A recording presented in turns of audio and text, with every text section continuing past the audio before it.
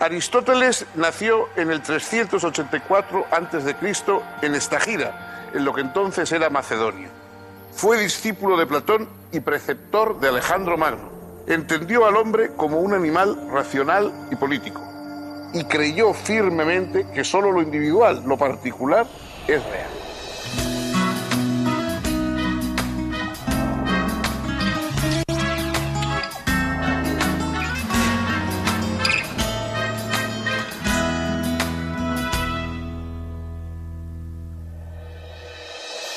¿Cómo están, amigos?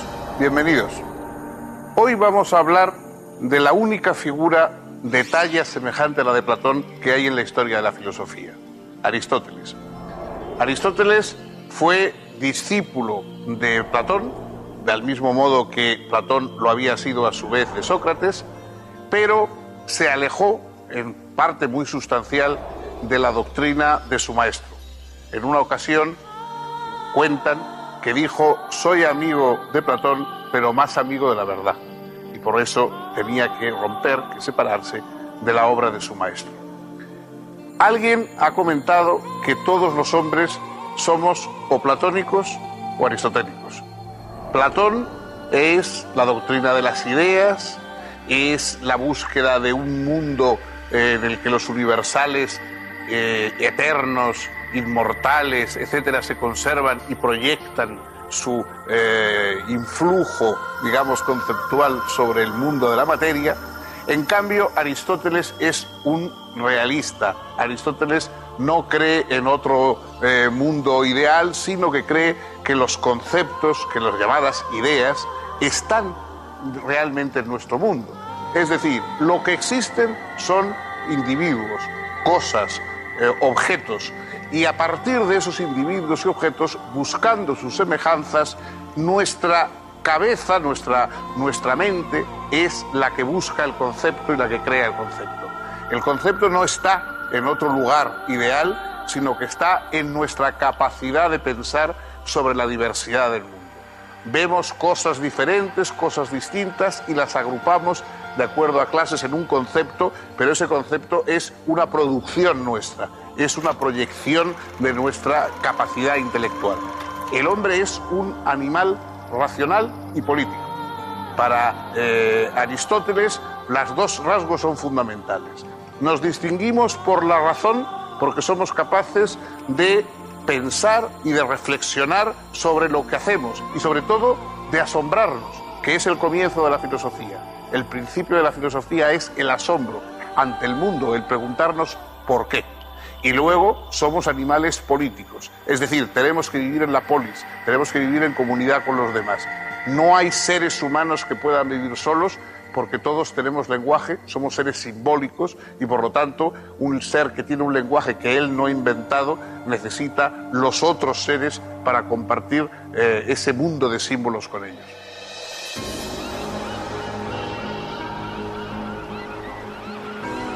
Aristóteles nació en Estagira en el año 384 a.C. y murió en Calcis en el año 322 a.C.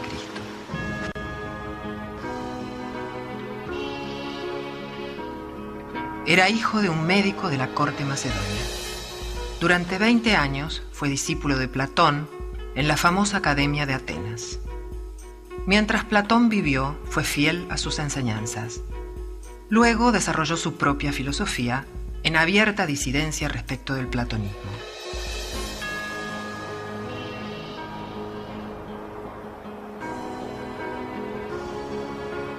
En el año 343 a.C., Filipo de Macedonia llamó a Aristóteles a su corte para que fuese el preceptor de su hijo Alejandro. Cuando Alejandro ascendió al trono macedonio, Aristóteles volvió a Atenas y fundó una escuela alquilando un terreno junto al santuario dedicado a Apolo Liceo. De ahí tomó su nombre la escuela aristotélica, el Liceo. Allí Aristóteles se dedicó a investigar y a enseñar lógica, física, biología, ética, política y otras disciplinas. Además fundó, con la ayuda económica de Alejandro, una gran biblioteca y un curioso zoológico. En el terreno arrendado había un jardín con senderos. A Aristóteles le gustaba pasear por este lugar mientras daba sus clases de la mañana, dedicadas a los discípulos más avanzados. Como en griego paseo o lugar de paseo se dice peripatos, los asistentes a esas clases fueron llamados peripatéticos. Los apuntes correspondientes a las clases que impartía Aristóteles por la mañana son lo que se ha llamado escritos esotéricos y son los que conservamos. De los otros, llamados exotéricos, solo nos han llegado algunos pocos fragmentos.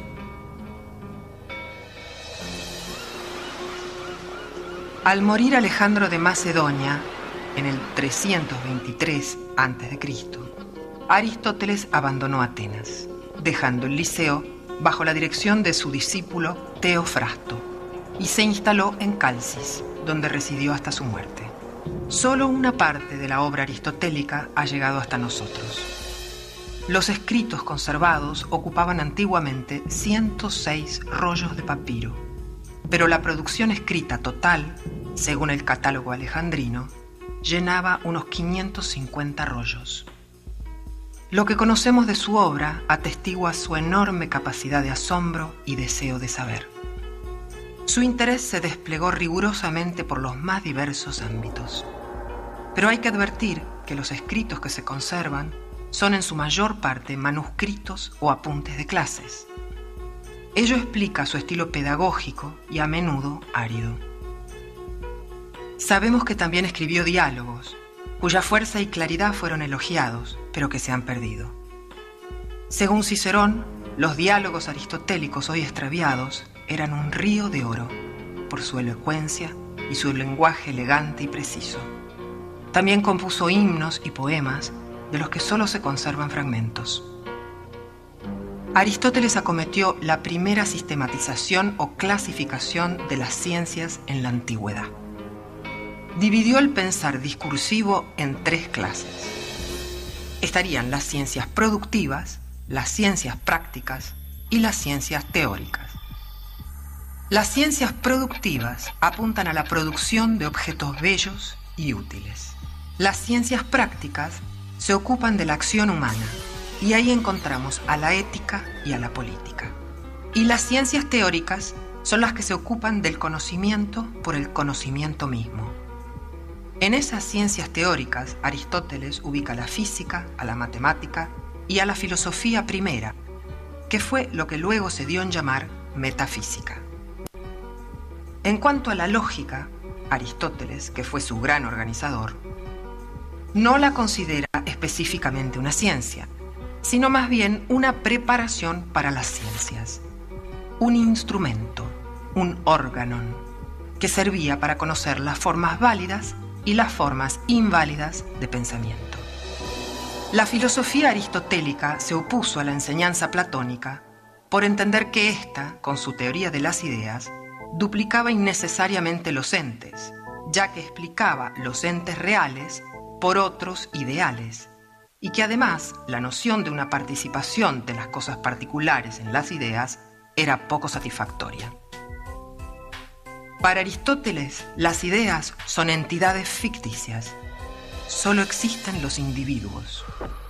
Los individuos son las sustancias que sostienen todos los atributos que predicamos de ellos. Y las ideas universales no son más que abstracciones que el entendimiento realiza a partir de los individuos. Tanto Platón como Aristóteles creen que hay algo que es la esencia de las cosas. Platón lo llama idea o eidos. Aristóteles lo llama a veces forma, a veces género, a veces esencia o, en griego, ousia. Los dos apuntan a eso universal y creen que la filosofía tiene que apuntar a eso. Pero la diferencia es que Platón pone esa esencia en un ámbito trascendente y Aristóteles la ubica en un plano inmanente. Lo universal está así en lo particular. Esta concepción de lo individual y particular se refleja en el profundo interés aristotélico por el conocimiento empírico de la naturaleza. A Platón no le interesaba especialmente una reflexión empírica sobre la naturaleza. En uno de sus diálogos, Sócrates hace explícita profesión de este desinterés, diciendo que a él lo que le interesa son las ciudades, los hombres, esas relaciones, y que no le interesa saber cómo está hecho el universo, la materia, todo aquello que había interesado a los presocráticos antes de llegar Platón y llegar Sócrates al mundo de la filosofía. Aristóteles es un científico, o es lo que llamaríamos hoy nosotros un científico. Naturalmente, él no distingue entre lo que nosotros llamamos ciencia y lo que se llama filosofía, porque para él todo es un continuo de conocimiento, todo es un continuo de reflexión sobre la realidad. Pero él es un científico, es decir, él estudia a los animales, y estudia las partes de los animales, estudia botánica, era médico, o el equivalente a un médico de profesión. Es decir, él es un empirista y estudia desde un punto de vista de la observación y de los experimentos al alcance de su época, pero a la vez es un gran teorizador. La obra de Aristóteles es una especie de monumental enciclopedia de los saberes de su época. Todavía los saberes no se habían separado, es decir, la física, la psicología, lo que se llama psicología, es decir, la teoría del alma, de la psique, la política y una cosa misteriosa que no tenía nombre y que Aristóteles inventa. Él no le pone ningún nombre, ya habla de ciencia simplemente, de conocimiento, pero el organizador de la obra de Aristóteles, de lo que quedó, de los apuntes y de lo que queda como obra de Aristóteles, Teofrasto, su seguidor en el Liceo, que es la institución intelectual que fundó Aristóteles, Teofrasto, cuando organiza la obra de Aristóteles, coge unos cuantos libros que están y que los pone después de la física y les llama metafísica, es decir, los que vienen después de la física. La palabra metafísica es lo que viene después de la física, lo que para nosotros tiene un sonido también importante respecto a la condición misma de la metafísica. Pues para Aristóteles, el gran científico, el gran investigador, todo es realidad. Lo físico, lo psicológico, lo político y lo metafísico. Él intentó abarcar todos esos mundos porque todos están conectados con la misma inquietud humana de asombrarse ante lo real, de buscar una explicación, de definir, de precisar, de convertir en concepto al mundo para habitarlo mejor.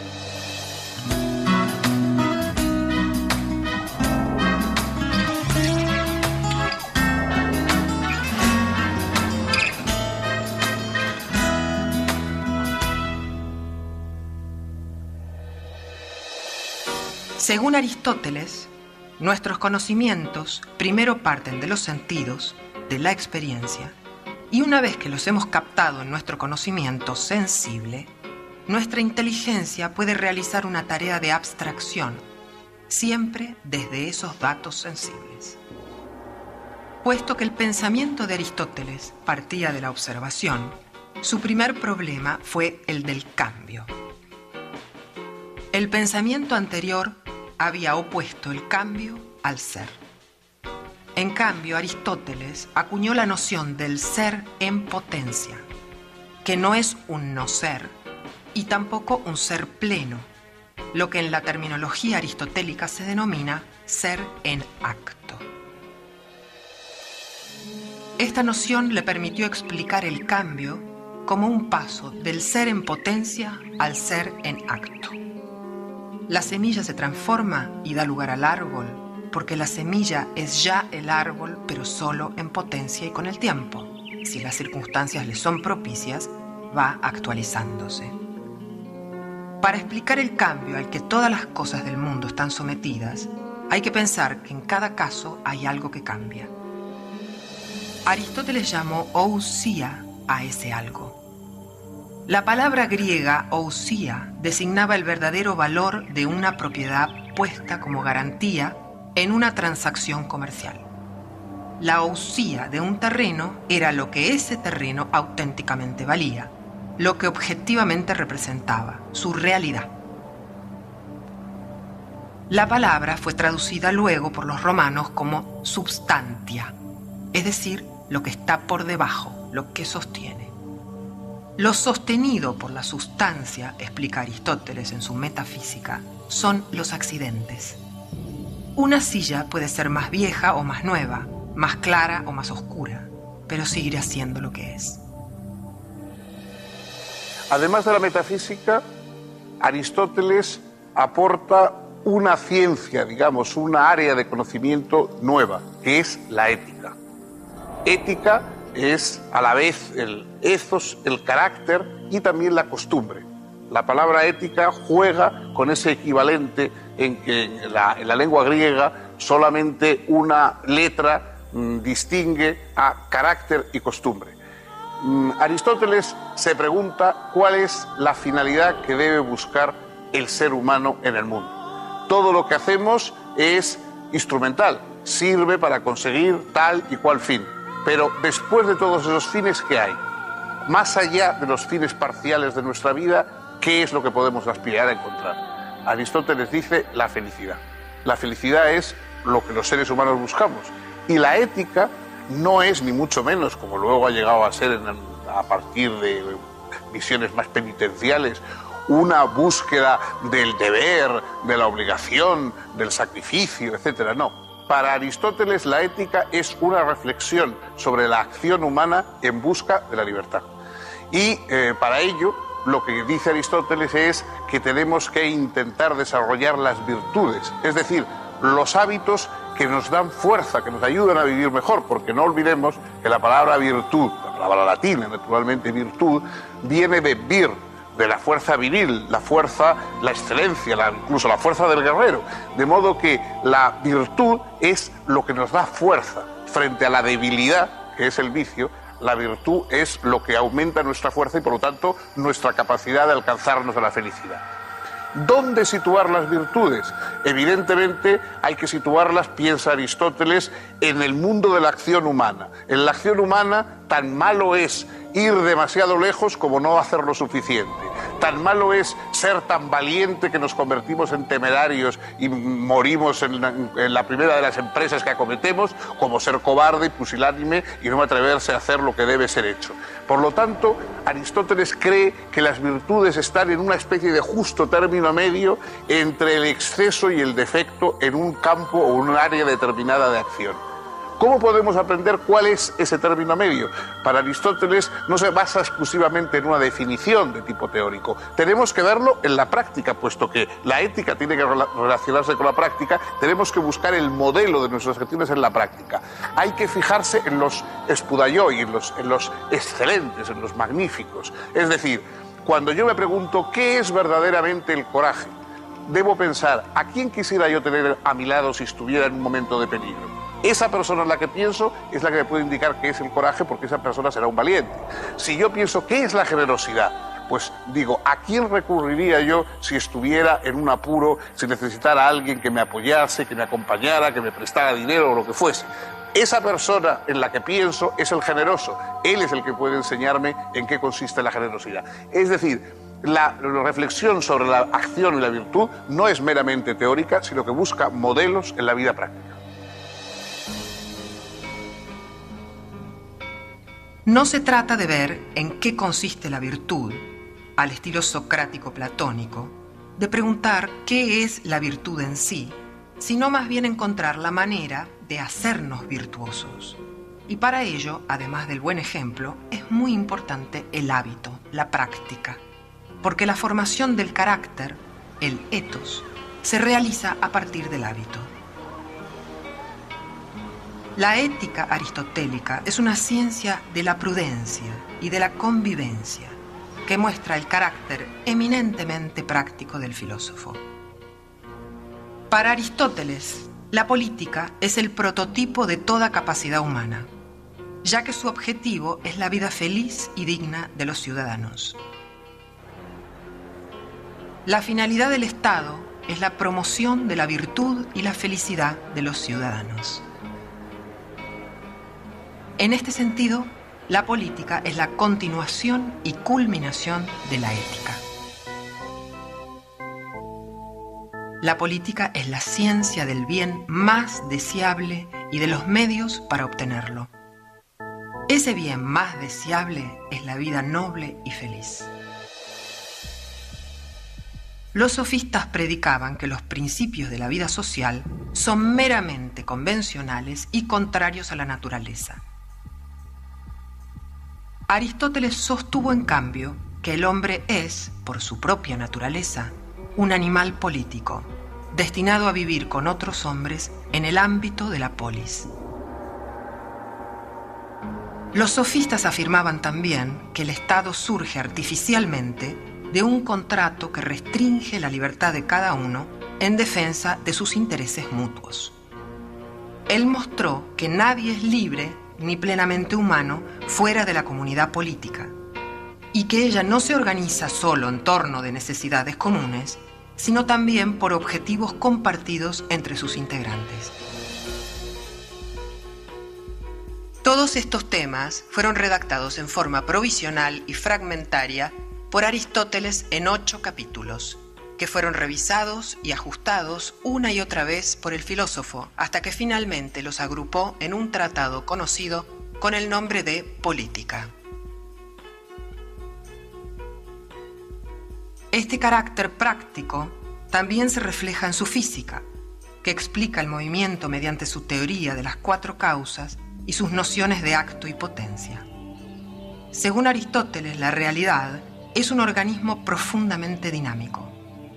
Todo lo que hay está en movimiento y debe ser comprendido desde su causa eficiente, que es el origen, desde su causa material, que es aquello de qué está hecho, desde su causa formal, que es su configuración y distinción, y desde su causa final, que es el fin hacia el que tiende. Todo proceso natural es, pues, comprensible para el hombre que tenga la suficiente paciencia de preguntarse ordenadamente por su causa. A la vez, todo tiene, como dijimos antes, potencialidades que van actualizándose, tal como la semilla, que es ya árbol potencialmente, pero que debe ir haciéndose paulatinamente árbol en acto. Y así el universo se presenta como un espectáculo en el que optimistamente todo va siendo lo que debe ser. Además, debe haber algo que sea un primer motor no movido. Eso sería, para Aristóteles, Dios. Dios como acto puro, primer motor que mueve sin distancia a todo lo demás. Plenitud sin carencia alguna. Aristóteles lo definía como vida feliz y perfecta, goce infinito, pensar que se piensa a sí mismo. El hombre puede tener solo un atisbo de esa plenitud gozosa en la medida en que participa de la inteligencia contemplativa.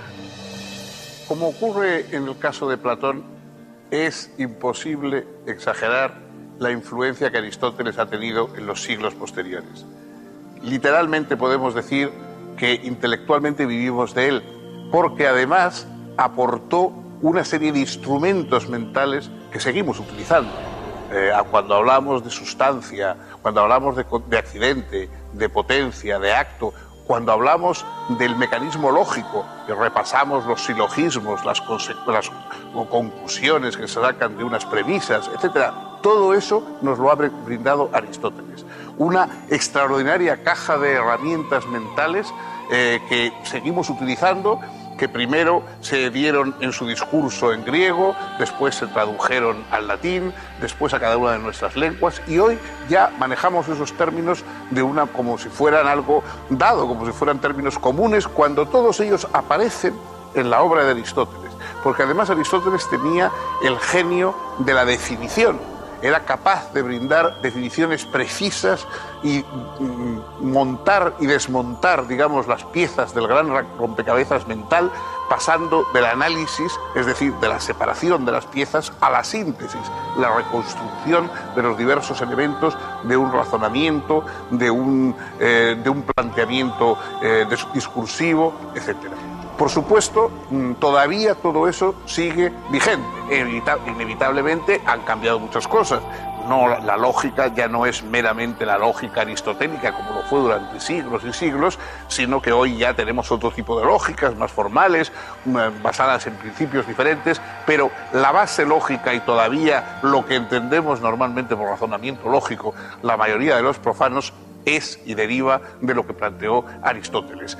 La ciencia ha avanzado enormemente y ya no responde ni la astronomía ni la física a lo que planteó Aristóteles, pero el vocabulario, los temas, las intuiciones aristotélicas, yo creo que todavía siguen vigentes. Hay una prueba de hasta qué punto él podía ser un científico minucioso y exacto. En uno de sus muchos libros, evidentemente hay errores en la obra de Aristóteles como en la de cualquiera, pero en uno de sus libros él dice que existen unos peces que hacen nidos, ¿no? Bueno, durante mucho tiempo eso se consideró que era pues uno de los errores que incluso un genio como Aristóteles podía cometer. Y recientemente, a comienzos del siglo XX, en unas pequeñas islas jonias, allí en el mar de la Jonia, se encontró un tipo de pez que hasta entonces era desconocido y que efectivamente hacía en las rocas unos nidos semejantes a los que describía Aristóteles. De modo que hasta ese punto todavía a lo largo del tiempo Aristóteles puede dar una sorpresa. En el campo conceptual ese magisterio continúa hasta hoy intacto. Bueno, hasta aquí hemos llegado hoy, hemos repasado esta obra fundamental de la filosofía. El próximo día continuaremos un paso más, un filósofo más, por esta discusión reflexiva sobre el pensamiento occidental.